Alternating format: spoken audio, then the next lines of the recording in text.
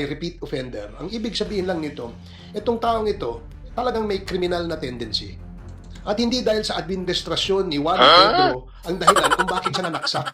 Siya ay repeat offender, siya ay isang kriminal at dapat siya ay pinaparusahan sa ilalim ng ating batas.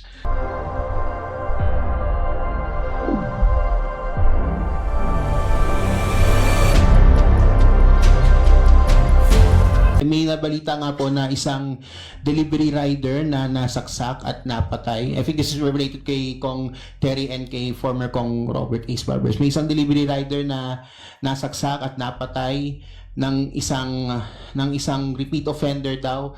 Ang sabi, trip lang daw niya yung pagkakasaksak doon sa rider. Yung rider may 3-year-old na anak na may autism daw. This case has stirred public opinion about the resumption ng kamay na bakal na governance.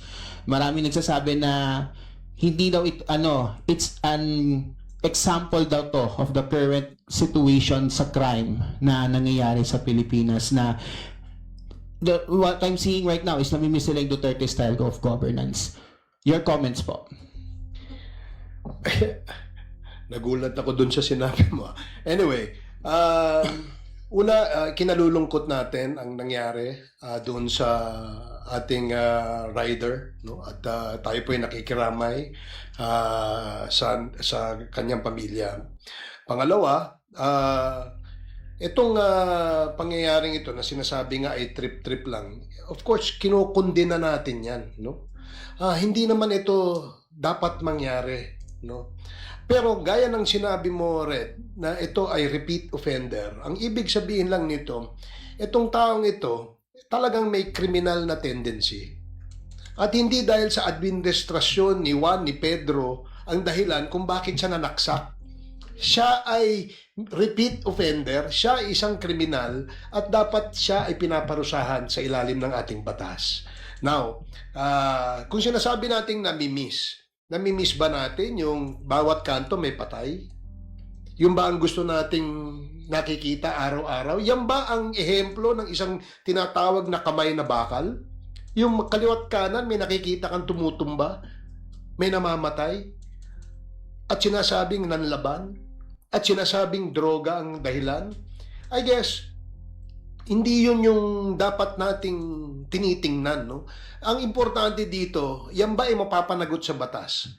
Kung siya ay nahuli at siya ay merong ebidensya, dapat siyang managot, no?